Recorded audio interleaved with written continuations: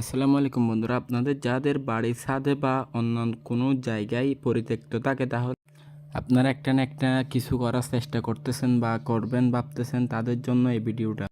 প্রথমে আমরা কিছু বাঁশ আর সুপারি গাছ কেটে নিলাম। এরপর আপনাদেরকে জায়গাটা দেখাচ্ছি, আপনারা ভালোভাবে লক্ষ্য করে দেখেন। এখানে আগে একটা বাসা থাকার কারণে অতিরিক্ত ময়লা জমে রয়েছে। আমরা আগে ময়লাগুলো সুন্দরভাবে পরিষ্কার করে তারপর ঘরটা তৈরি করার চেষ্টা করব। আপনারা দেখতে থাকেন ঘরটা কীরকম হয়।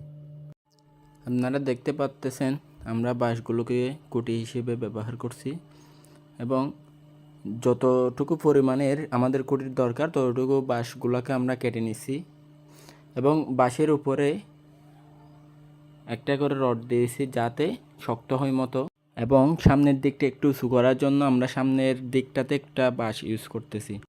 আপনারা এখানে আপনাদের পছন্দ মতো গাছও ইউজ করতে পারেন। গাছের কুটি আছে, সিমেন্ট দিয়ে বানানো কুটি আছে, ভাই আপনাদের যা ইচ্ছে তাই ইউজ করতে পারেন। আমি এখানে বাঁশটা ইউজ করতেছি।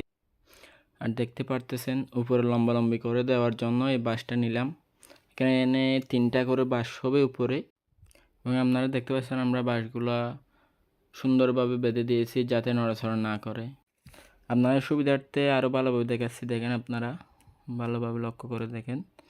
আমরা উপরে টিনের ছানি না দিয়ে তারপালের ছানি দিব যাতে আমাদের কম খরচের মধ্যে হয়ে যায়, কারণ বাসাটা বড় হওয়ার ফলে আমাদের খরচটা একটু বেশি হচ্ছে। আমরা যত সম্ভব খরচটা কমানোর চেষ্টা করব। আপনারা দেখতে পাচ্ছেন আমাদের লম্বালম্বি করে যে বাঁশগুলো দেওয়ার কথা এগুলো সবগুলো প্রায় শেষ।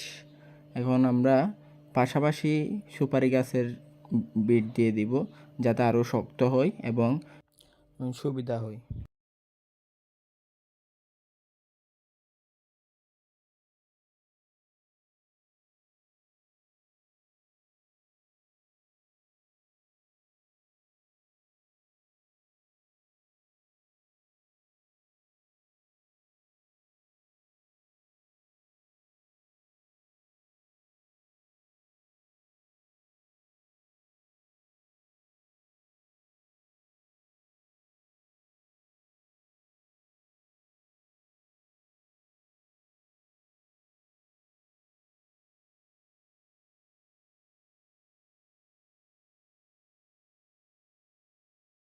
আমরা মাঝখান দিয়ে প্লাস্টিকের নেট দিয়ে দিব কিছু পরিমাণের, এবং নিচে 3 ফিট করে টিন দিয়ে দিব, এবং উপরে যে অংশটা খালি থাকবে ওইটাতে বাঁশের বেড়া বানিয়ে দিয়ে দিব।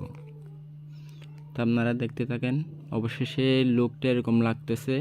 উপরে যখন সাউন্ডটা দিয়ে দিব তখন আরও সুন্দর লাগবে এবং আরও ভালো লাগবে। সাউন্ডের জন্য আমরা মাপ দিয়ে বাঁশগুলো কেটে নিয়েছি। দেখেন কি সুন্দর করে বানাচ্ছে।